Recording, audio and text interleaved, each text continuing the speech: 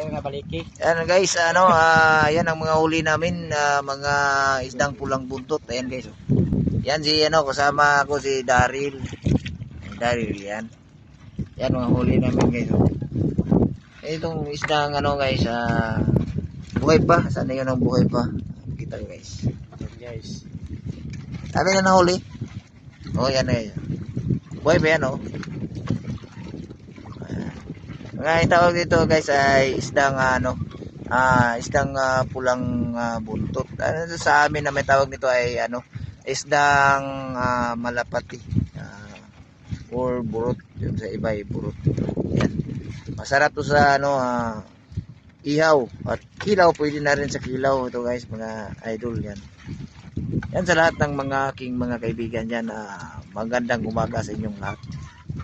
Yan mga team dreamers. Ayan, magandang umaga. Lahat ng mga kapatid ko dyan sa Bansalan, good morning sa inyong lahat. Yan, dito kami sa Laon ngayon, nasa Panabo area kami. Fishing Panabo area. Yan. Kung ano gagmayon ng fortune yan. Daming isda guys. Yan guys, uli na.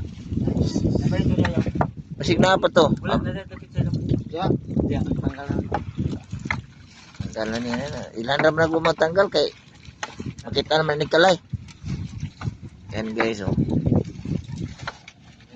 Yan ang taga-hila at taga-tanggal ng kon guys ng isda. Napala Yan na daw na yun. Dito kayo. Hati-hatian.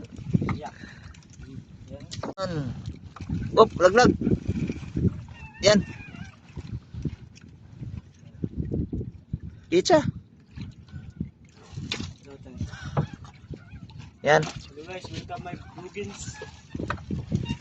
Guys, buhay na buhay pa guys. Yan, buhay pa yan. Welcome to my guys. Yan, buhay pa talaga. Guys, tingnan nyo muna din namin ito. Yan. Narao. Na-standby ni ba? Nalagi dito kulong isda. Yan guys Muna na yok, 100. Yan. Ha? Muna na, 100. Oh, muna. Dikit-dikit na yung isda guys Yan. Isda Kami. 100 na sagot mo. Ayan. Sunod-sunod na isda guys. Sunod-sunod na. Yan. Sulog na. Guys, isdang pulang buntot malapati.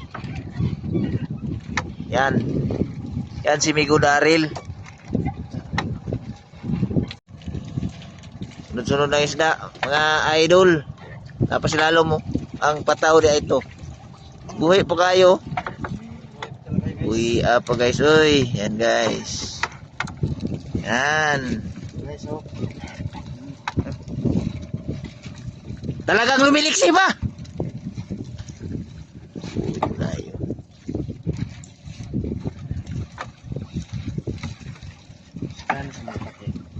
Kan